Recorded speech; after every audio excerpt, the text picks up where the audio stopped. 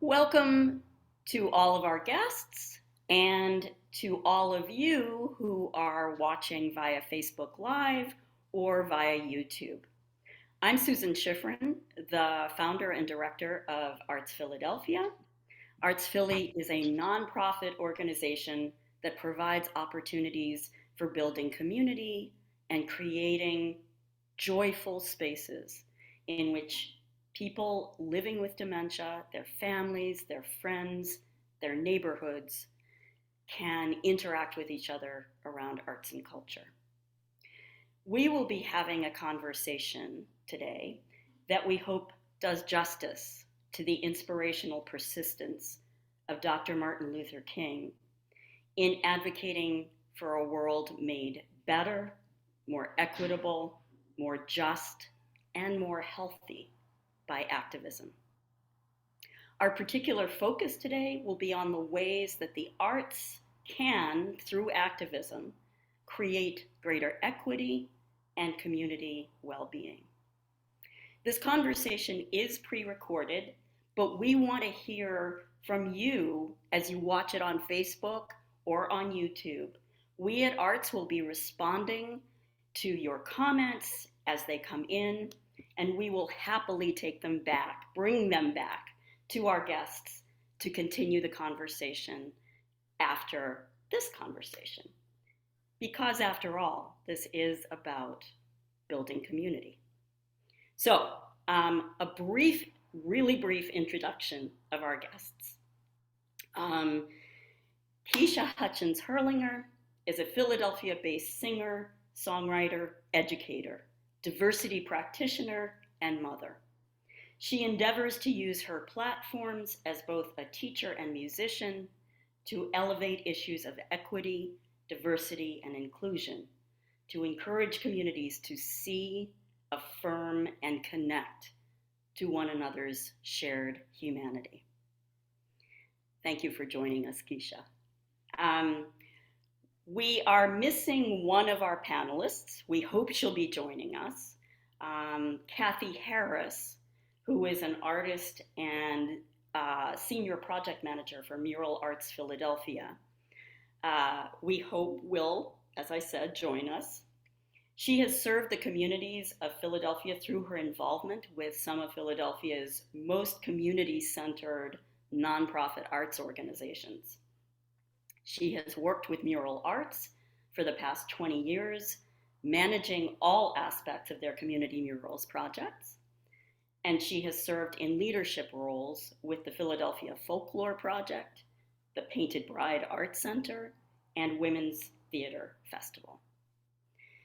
We are also joined today by Toya Algarin, who is the daughter of a mother living with dementia, a proud mother and grandmother, and above all, a community activist. She has been an advocate for quality education for underserved and underrepresented children and families for well over 25 years, beginning with the fight for that of her own children. And she has become a passionate advocate for those living with dementia and their care partners as the community liaison for ARTZ Philadelphia in Northwest Philly and as a member of the ARTZ Philadelphia board. Welcome, Toya. Madelyne Groves is a home healthcare nurse and the primary care partner for her mother, who is living with memory loss due to the after effects of chemotherapy. Madelyne has served as the community liaison for ARTZ Philadelphia in the Hunting Park neighborhood of North Philadelphia since 2018 and has seen firsthand the impact of the arts in creating greater equity and well-being in her community. Welcome, Madelyne. So, with all that out of the way, let's have a conversation. And let's start by defining our terms a little bit. How do you each define activism? What does that mean to you? Keisha, why don't you start us off? Sure. So I was thinking about this question and I was thinking about the word act, which means to do. And it also means moving from a place of urge or urgency. And in some spiritual spaces, we talk about being called or led. So I think about activism as being something that is both something that's stirred within you that calls you to action, and then the actual action. So for me, I'm really led by this work to seek justice and to dismantle both bias that I see out in the world and also within myself. And so that continual action toward and movement from inward to outward is what activism means to me. That's really beautiful. Complex and beautiful. Thank you, Keisha. Toya, when we use the term activism, what does that mean to you as Okay, an activist? I'm gonna start out with a quote from Dr. Martin Luther King. Okay, and he says, "Our lives begin to end the day we become silent about things that matter." Okay, I'm gonna say it again. Our lives begin to end the day we become silent about things that matter. Right? And Keisha's talking about like movement and memory. You know what I mean? And I feel like activism, I can't stand by and see inequities. I just can't stand by it. And the fact that those inequities have touched me through education and through like healthcare, that I just can't stand by it and do nothing. My mother gave me a voice. You know, she told me to always use my voice. Maybe because I'm 4'10" and a half, who knows, right? You know, I can't be seen, but I will be heard. You know, I'm just saying, right? But yeah, I just can't stand by. So for me, I have to act. I have to do something. Beautiful. Thank you, Toya. Madelyne, what does activism mean to you and in your life? For me, activism is just fighting for something you believe in, something that you're very passionate about. For me, that's what activism stands for. You know, when you strongly believe in something, you want the whole world to know, you want to be able to share it. And if it can make a difference, then that's something that's worth fighting for. So for me, that's what activism means. Wonderful. And I think, Keisha talked about the call, the calling from Mm-hmm. within. And it Mm-hmm. sounds to me like, and I know for all of you, um, that you clearly have that calling. Mm-hmm. And a lot of what you do in your personal lives, in your professional lives, Mm-hmm. is about taking that action that it wells up from the calling. Mm-hmm. Um, Thank you. So, when you think of the intersection of activism and the arts, what does that look like to each of you? And why don't we just continue in the same circle? So, Keisha, when you think of arts and activism at an intersection, what does that mean? Well, so I think generally, the arts is something that's both personal, but it's also something that we share. And so it's again, it's very similar to this idea of activism, right? So it's an inward and an outward thing. And, art is something that we all can appreciate and we see on the outside. It's a platform. We often hear people talking about it being a platform to both amplify voices, either your own, as Toya was talking about, using your own voice, so as an opportunity to amplify your own voice, and to also lift up those voices that might be silenced or marginalized, or that you want to bring awareness to. And so for me, when I think about, I'm a singer, songwriter, and an educator, and when I think about specifically performing or like that, which I'm teaching my kids, like what am I teaching my students? What do I want them to learn? When I'm thinking through a lens of social justice or activism, I'm thinking intentionally about what kind of music is that, and what is the message? Like, what is it that I'm trying to elevate and say? And I think the arts are particularly positioned to do that because it's such an outward thing, it's such a, it's something that's shared, all the time. Once you create it, it's no longer yours, so you write this song, you're, in your room writing this song, it's this very personal thing. And once I put it out there, it's no longer mine. And it has the power to do whatever it's going to do, and so, and the same is true with visual art, and the same is true with poetry and dance. And like, once you release that from yourself, it's an offering and it's an opportunity for us to use that moment of capture. We're capturing the attention of people for a moment. People are giving you that attention. So when you have that attention, then what are you going to do with that attention? That's an incredible power that you have. It's how I feel about teaching too. Like, I have an incredible amount of power. I teach very, very small children, and I have their attention, and that's a huge responsibility. And I take that responsibility seriously, and I take the responsibility of being an artist seriously. What are you going to do with that responsibility? I think that is something that that's where that calling is. I have a responsibility now. I have your attention. What am I going to do with it? So I think that's the arts is an opportunity to really use that intentionality and to use that responsibility in a way that's going to further the justice and equity of people around us. Beautiful. And, I think all of you have talked about the need to speak out, to act when you see injustice or inequity. And I'm really struck, Keisha, by a lot of what you said, but that with acting comes responsibility. And that it's a really interesting notion of matching the art that you make, that you send out into the world, to the message. Really great things to think about. Toya. I'm sitting here thinking, I'm like, first of all, why you make me go after Keisha? I mean, that was powerful what she said. I'm like, I don't know how to follow that. I want to go after Toya. I'm like, hold on, and I'm like, I don't know how art and activism intersect, and like, because sometimes I look at myself, I don't feel like an artist, but when you think about art and activism, right? And when I think about it, okay, I take art as a release to bring me joy, to give me hope, to keep fighting for the others. You know what I mean? That's what art is for me.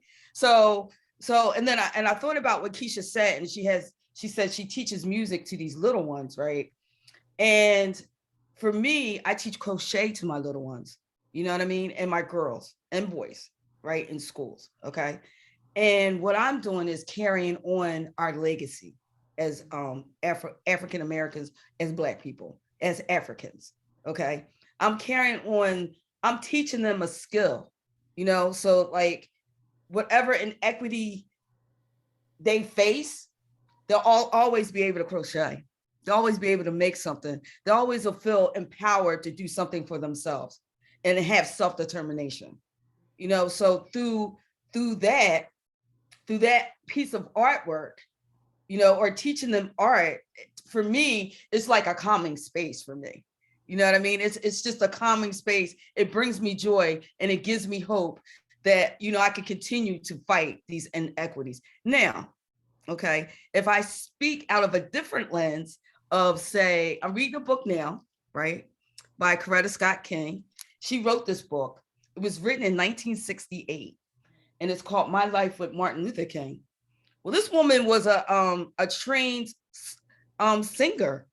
I don't know if anybody knows that, right? But often enough, when they were in the movement and people would come home or whatever, she would sing.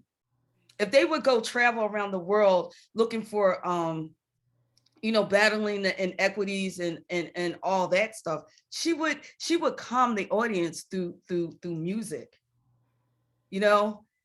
and also through her art, you could.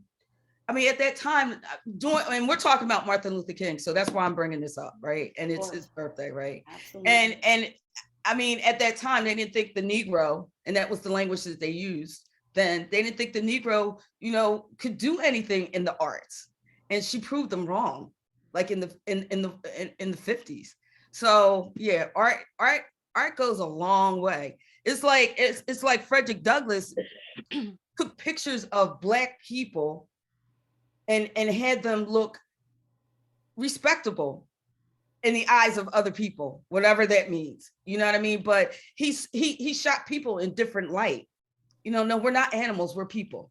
You know what I'm saying? So art can affect like a range of things, down to rap.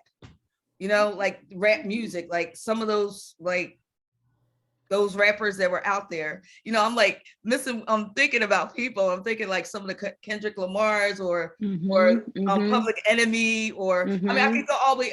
Gil Scott Heron. You know, how they talked about these inequities and injustice and activism. So yeah. Toya, I think you're holding your own. Okay. Don't you think, Keisha? I mean, I'm sitting here learning from everybody. You know what I mean? I mean, after Madelyne, I just wanted to say something about what you just said, Toya, but I want to hear Madelyne's absolutely. voice too. So Madelyne, I know you and I have talked a lot about how you view the role of the arts in your community, and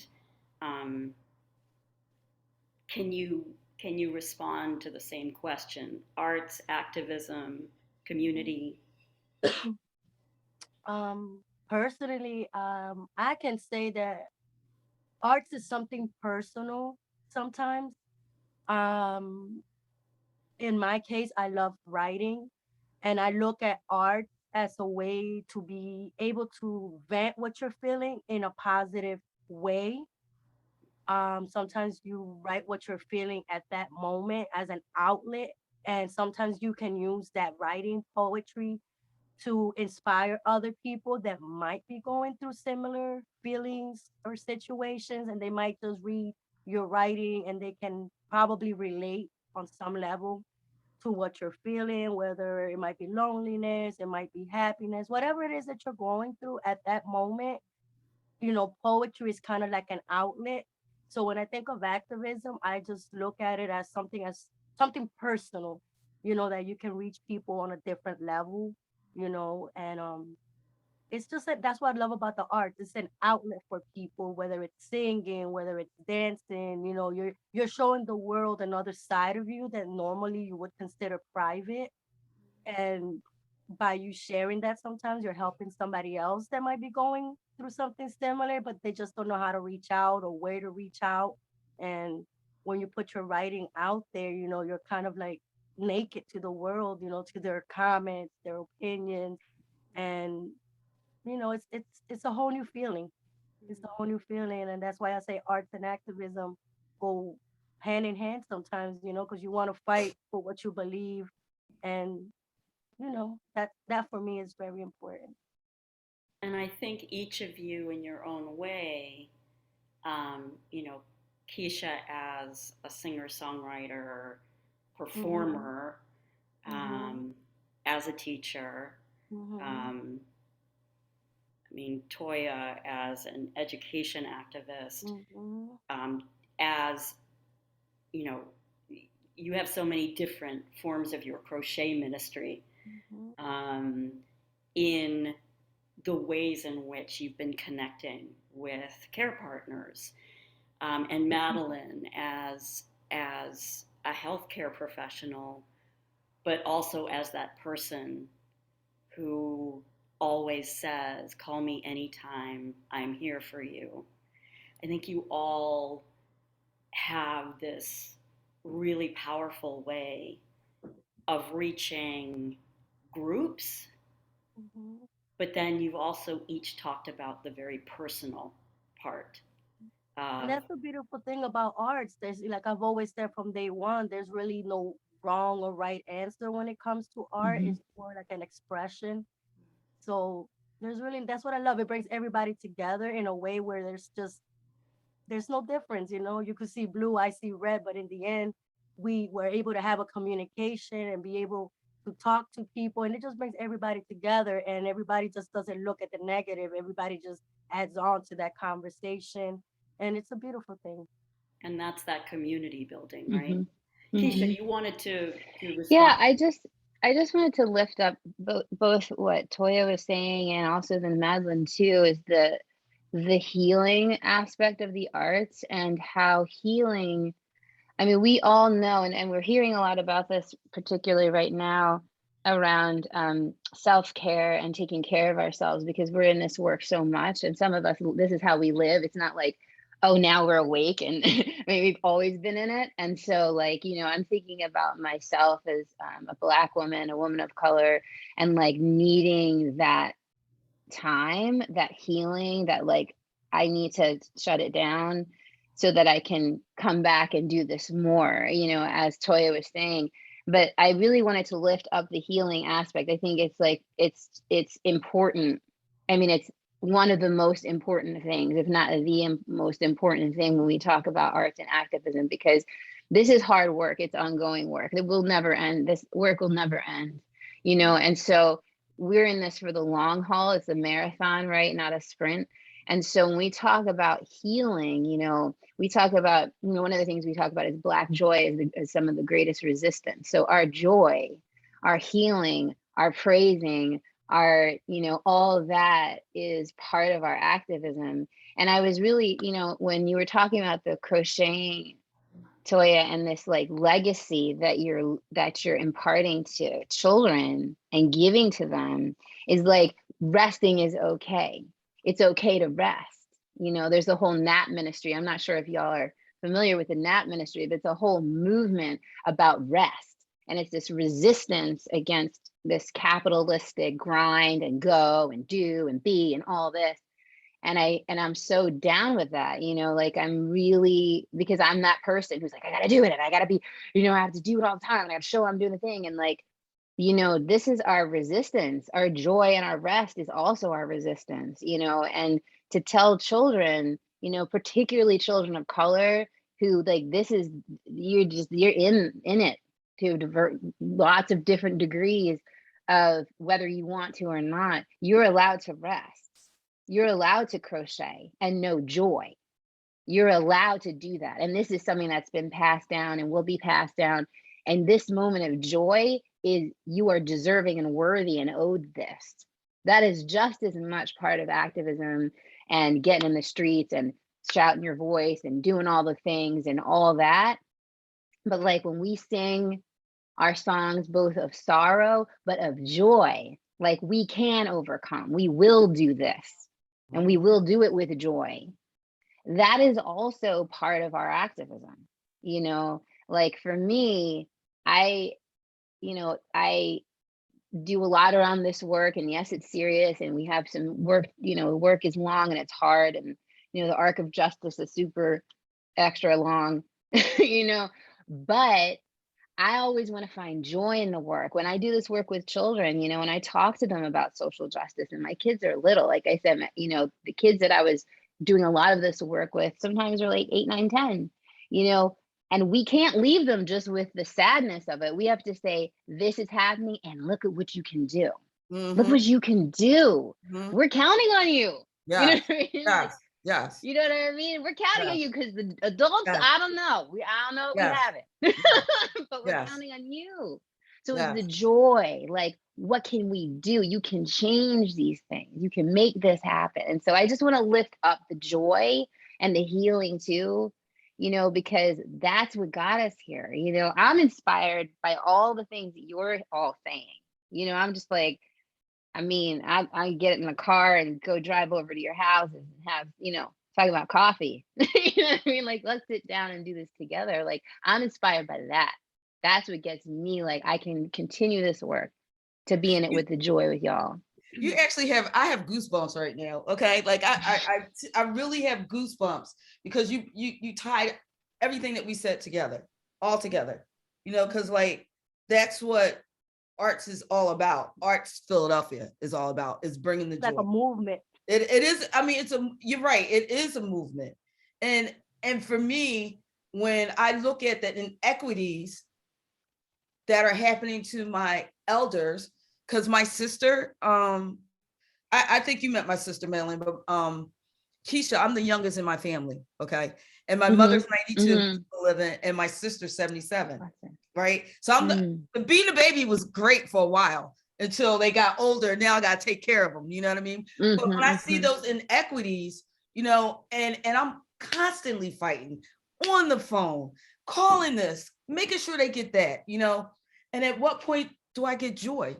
You know, and my joy comes when I crochet and I do my artwork, you know, and my joy comes when I'm a part of an arts program and I'm bringing joy to others, you know, like when your music concerts, you know, when those things happen, you know, it's look, I had people from all over the US from Minnesota listening to you, girl. Okay. I'm telling you.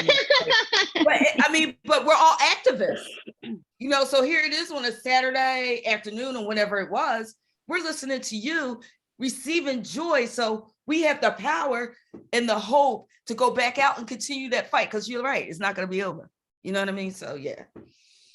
Sorry. Yes, I've got my own goosebumps here, I just have to say. And I also think it's time to say that in addition to the mini introduction that I gave for Keisha is also the lead facilitator for ARTZ Philadelphia's music programs, as you just heard from Toya. Full disclosure. So, and yeah, the governing question at ARTZ is what brings you joy. So the link between arts and joy, arts with an S and joy, is about as focal as you can get. And Madelyne, my guess is you have something to say about joy. I mean, joy can be in the smallest of things. I mean, it could be just sitting back and having a cup of coffee, and you know, joy could be the smallest of things. It doesn't necessarily gotta be a wide range of things. It could just be 5-10 minutes you take to yourself and just breathe. You know, it doesn't always gotta be something on a bigger scale, you know. So joy can be so many things. So that's the beauty of that word. And that goes back to the self-care that Keisha and Toya were talking about, and knowing that that self-care can happen in a moment. Yeah. You are all so inspiring, can I just say. So in your experiences, how has engagement with the arts, whether it's visual art, music, dance, poetry, other art forms, how has engagement with the arts contributed to increased equity within your communities? If it has. Well, you know, I mean, is it okay if I go first? Absolutely. Are you talking about art or ARTZ Philadelphia? Because No, I want to talk about ARTZ Philadelphia. Okay. I'm talking. You can talk about whatever you want to talk about. I was talking about arts with an S, so all of the different kinds of art. And I think it should be said, your daughter is a professional artist, visual artist. Oh yeah, definitely. So it's in your blood. But yeah, because I passed it down. But I want to talk about what ARTZ Philadelphia did for me, you know. And I mean, if I could do that, and it brought equity into my family, you know. It brought love and it brought hope, and it gave me strength to continue the fight for my mother and my sister, just by realizing. And this is the arts, right? So we're going to talk about it, right? So you think about the groups that I've had in my neighborhood or my community, right? Where we all sat down over some coffee, you know, and talked about what our stories. We told our stories. right? Our stories of inequities, right? And then maybe we have coffee or we draw or whatever we do in these programs, right? That again, that's the joy, that's telling the story, that's letting other people know that, you know what, other people have the same issue. And when we come together and we combine our stories, we don't feel alone. We create community around living with the dementia and being a care partner. Okay. And we realize that, you know, some of these feelings is okay, you know, and also what we do is we bring resources, you know, through our conversation, you know, and those resources is what people who have been oppressed don't have, those same resources. So when we share these resources, we are creating equity in our communities. So that's what arts and art has done for my community. And I just want to say, Toya, what you just said, you know, I'm left with storytelling is activism. Mm-hmm. Resources are activism. And I think, you know, the act of telling, of sharing one's story, as you so often do when you are leading programs, it goes back to what Madelyne said about, you know, her poetry going out into the world. In a sense, she's naked. When you share your story, you are making yourself both vulnerable, but Mm-hmm. you're also showing the strength Mm-hmm. of insisting on telling your story Mm-hmm. and modeling that for other people. Um, and, you know, you are on a mission to ensure that the resources that have been so lacking, not the resources of culture, not the resources of eloquence, not those resources, the resources of, you know, when my sister is ill in her 70s and she can't get somebody on the phone, those resources. I mean, I think this is what you're sharing, what all of you are sharing with the folks who are joining us today is, you know, as Madelyne said, joy can be little. It can be in the moment. Mm-hmm. Activism can be telling your own story, Mm-hmm. or teaching little ones to be proud of telling their stories. Mm-hmm. Um, so I wanted to say that. Madelyne, when you think about the arts with an S or Mm-hmm. arts with a Z, um, Mm-hmm. in Hunting Park, Mm-hmm. have you seen ways in which joining around art has created more equity? I feel well with the Hunting Park group, a lot of things, even the smallest things, just bring everybody together. And that one thing has been music because everybody can relate to music, even if it's in another language and maybe you can't understand it, but you always end up moving your feet, your hand. It's the rhythm of the music that brings everybody together. And in a sense, that's kind of like storytelling because sometimes you'll put a song on and it'll bring back a memory of something, of happy times, sadness, and people can honestly relate, how they're feeling through music, and I say that with my mom, for example. I could put music on and I can see her whole mood shift from whatever it is that she was feeling at the moment to just seeing her get up and dancing and just shaking off what she's feeling at that moment, if only for an hour or however she can tolerate. And she feels great about that. And I feel like that's what art is, you know, just that feeling that takes over you, whether it's music, whether it's dance. I mean, even cooking is an art form, you know, you have to have all the ingredients in order to make it work. So with music and art, it's kind of like one big pot. You're cooking something to bring out to the world to enjoy, you know, and that's how I look at art. You know, it's just an enjoyment, and it's not just necessarily one thing. It's like Toya with the knitting and Keisha with the music. It's just the little things that bring so much joy in different ways. So Mhm. that's amazing. Art and art. It's just one and the same for me, you know, it's just so many things. Art is one word, but it's like so many things. If you like put many words to describe it, it's just so many for different people. Mhm. And that's the beauty of art. Yeah. Um, wow, so much is going through my head right now. Um,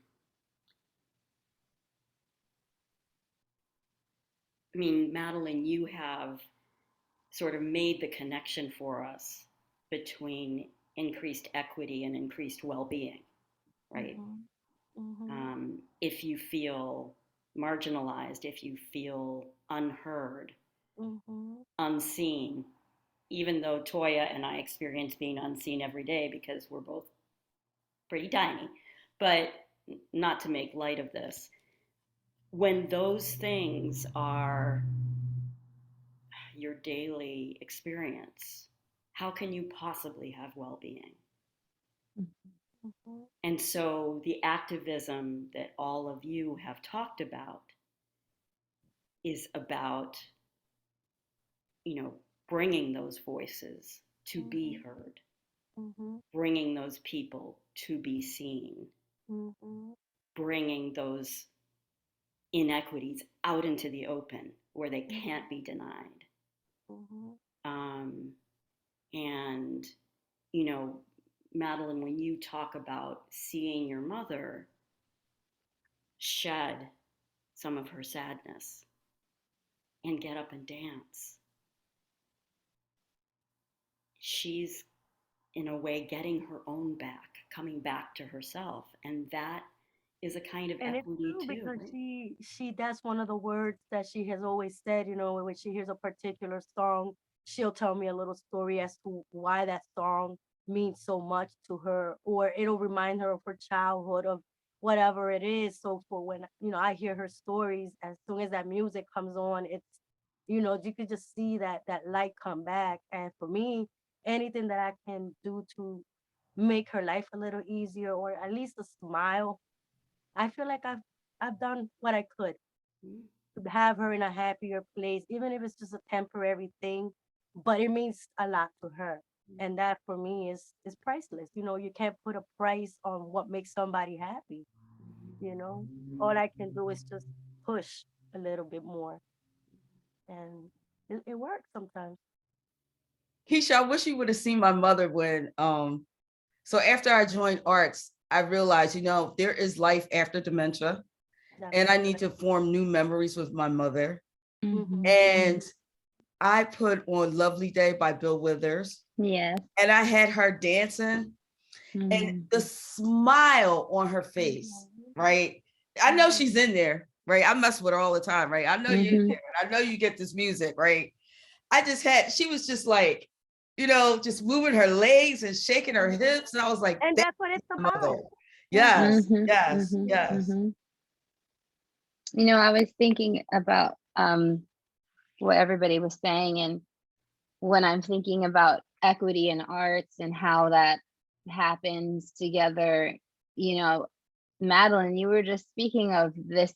Basically, arts is this great equalizer, right? It's we all can get down with it. You know what I mean? Yeah, that's the Whatever the beauty music of it. is, you know, Hmm. it doesn't matter if you understand the words or like it's your Exactly. favorite genre or whatever. I mean, I think that Stevie Wonder is the greatest Mhm. equalizer of all time, but that's my own personal bias. But you know, like it's just that's how I see um arts creating equity. I mean, again, we have a lot of work to do, but speaking about arts with a Z, so like I'm really new to this community. I'm also very new to this experience. It's not a personal experience. I'm coming in. as an outsider and someone who cares deeply. And I came in with and continue to enter into the space with a lot of humility and openness to learn.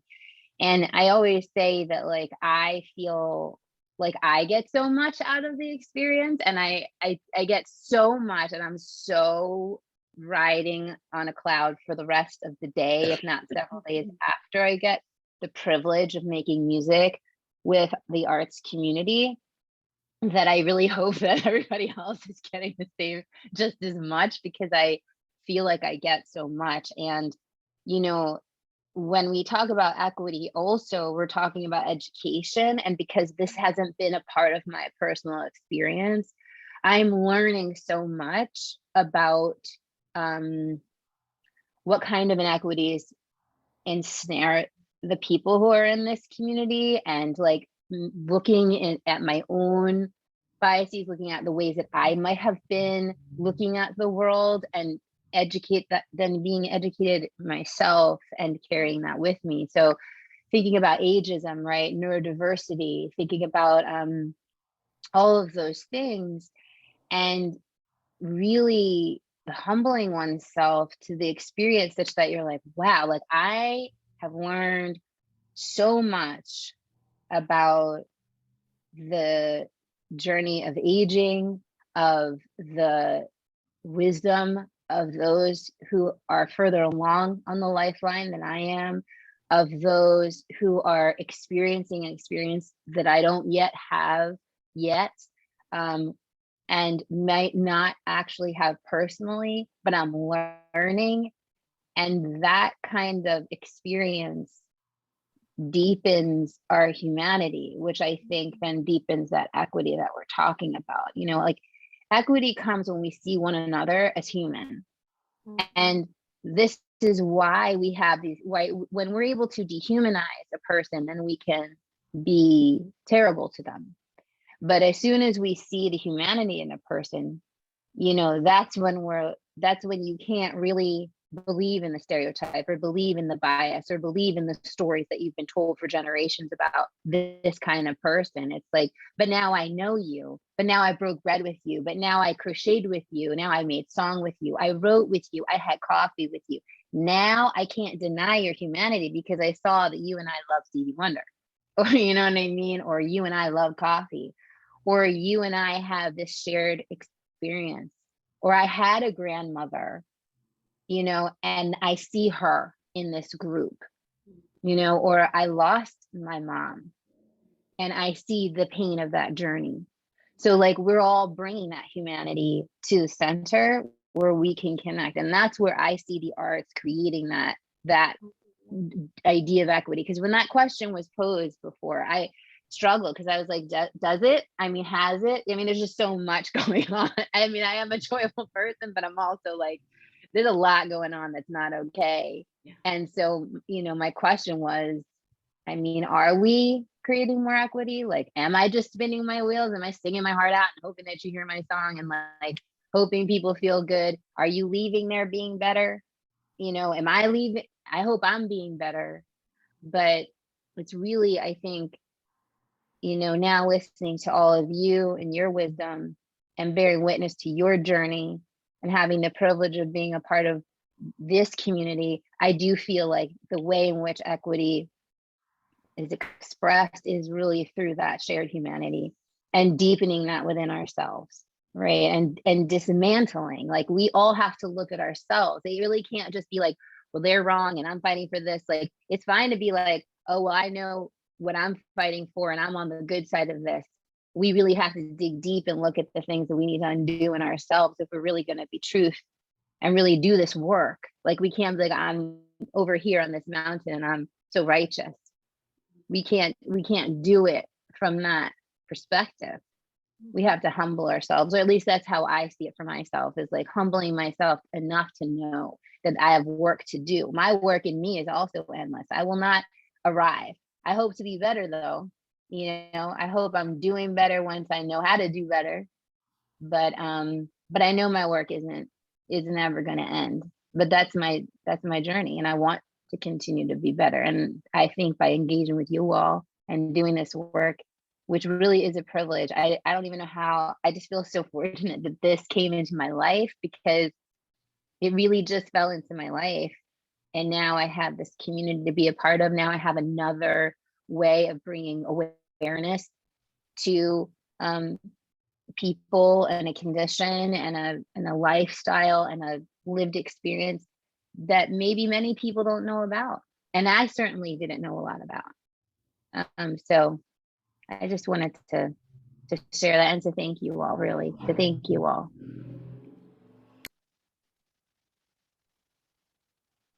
Sorry about that. A truck just went by, and well, I you might have seen that I was scribbling away as all of you were talking. I think one of the things that you've all brought out, Madelyne and Toya, in your stories about the way engaging with music brings your moms back to themselves. And you can see that embodied. You know, Toya is saying to her mom, I know you're in there. Indeed, she is. And Keisha talking about how much she and we all learn from the people we are striving to serve, you know, and the necessity of humility, knowing what we don't know, and also knowing who the authority in the room is. People with, you know, so I'm trying to control myself here, but you know, one of the reasons that ARTZ exists is that the prevailing narrative around people living with dementia is they're less than human. It's not often stated as baldly as that, but that's how we treat people if we don't know better. To forget, some of us seem to forget that before our parents or loved ones got to where they are now, that age, the dementia, these were proud people back in their time. They worked doing whatever it is that they did. They had a whole nother life. And this is not something that they want, you know, for their families to take care of them. They don't want to be a burden. So sometimes we forget that these were people that had great careers at one time. They had a lot to offer. And I think that's one of the things that kind of saddens me. Like you said, Susan, you know, they think because they're older, they no longer are of value to the community and they're kind of pushed aside. And I say that because being a home care nurse for so many years, I've seen it, I've experienced it. And sometimes I went into their homes and I was the only person they seen in weeks and probably the last person. And you could see the loneliness and that hunger for company, you know, and I've seen it. And we forget that they are great people. They just got older, got dementia, but if you really talk to them sometimes, you'll see the stories come out. And when you ask them, you know, what was your life like? They'll tell you this whole story of how they were a seamstress or a school teacher. And it's amazing, you know, when you really dig deep, you'll discover some amazing stories. You really do. You know, I wish my son was here because he could tell you a whole lot about my mom. My son, you know, he watches her on the weekends. You know, that's his you know, his gig. And he will tell you that, first of all, he's not going to leave her because he feels like it's his duty to take care of his grandmother. You know what I mean? That's what he's here for. You know, to take care of his grandmother.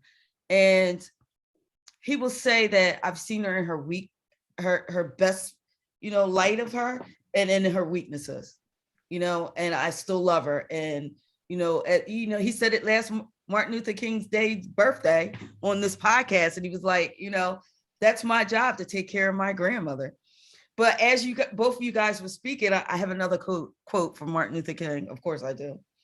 And he said, of all the forms of inequity, injustice in healthcare is the most shocking and inhumane. It is. He It's said that absolutely 50 years ago, right? 50 years ago, he said that. And I just, and okay. All right. I love them anyway. Love them anyway. That's what I'm thinking about, right? Because I'm trying to take it down a notch. And I'm thinking about the episode my mother just went through. And I'm thinking about healthcare. And I'm thinking about the doctor telling me that, her foot was getting darker and they needed to amputate. A 91-year-old woman who has dementia needs to get her leg cut off. I don't think so. Okay. We're going to take her home. We're going to find some of those old remedies. Right. And we're not going to put her, it's about quality of life, right? She's 91. It's between her and her maker when she's going to go, and I'm not going to disfigure my mother because you as the doctor says so. You know what I mean? We'll nurse her back to health. And when was that? They were talking hospice care. She's not on hospice. That was 9 months ago. Her foot is getting lighter. We're loving on her. We're taking care of her. So, and me telling this story, I'm not a doctor. So I'm just saying this was right for Doris Murray, my mother. So I'm not prescribing anything for anyone else. But I am telling other people that they have the power within themselves to make their own decision. Do the research, make your own decision, and give these people a quality of life. Give them quality of life and love. Toya, that in a nutshell is another kind of activism.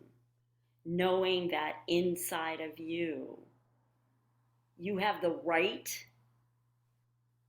and the reason to make these decisions for yourself.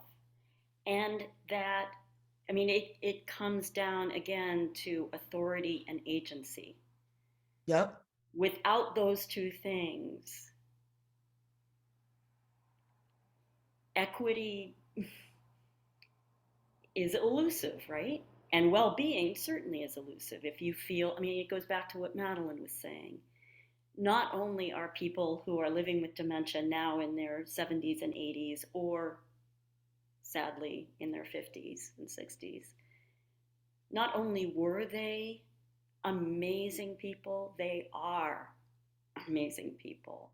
And restoring that agency, restoring that right to be that human person that Keisha was talking about,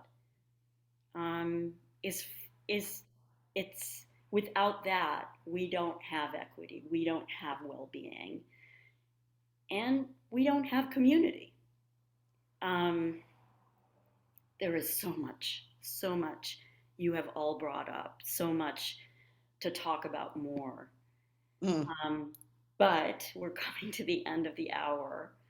And since we're having this conversation and sharing it with people on Facebook and YouTube on the day on which we remember Martin Luther King Jr., and since we started with calling and action, I want to ask you each, if you were to issue a call to action for everyone who has listened to this conversation,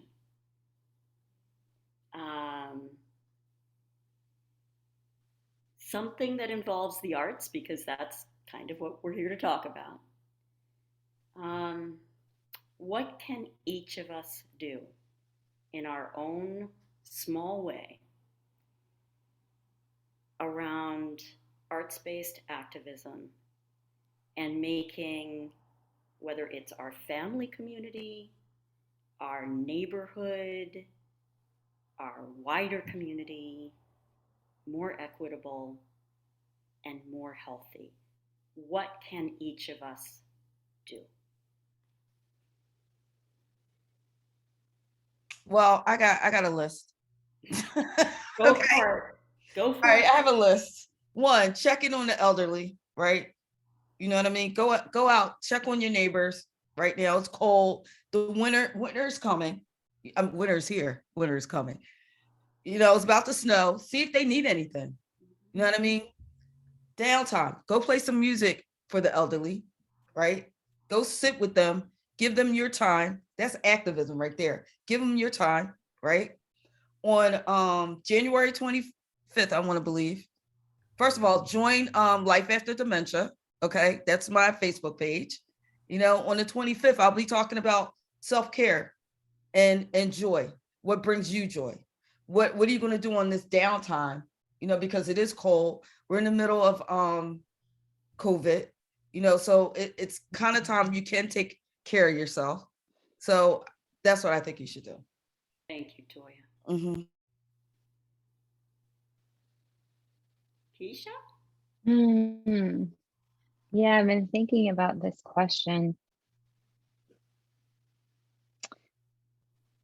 I mean, you know, I think people use art in different ways. So I don't necessarily have a prescription for how people might use the arts for activism, although I think you can infuse the arts with whatever moves you. But what I would say, you know, there's this idea that I've been thinking about for a long time, and I actually wrote a song about it, and I sang it for the fundraiser called We're Bound. And this isn't my idea. Obviously, we all have heard of this before, and I said it before, this idea that we're bound in one another's freedom. Like, you know, I'll never be free until you're free.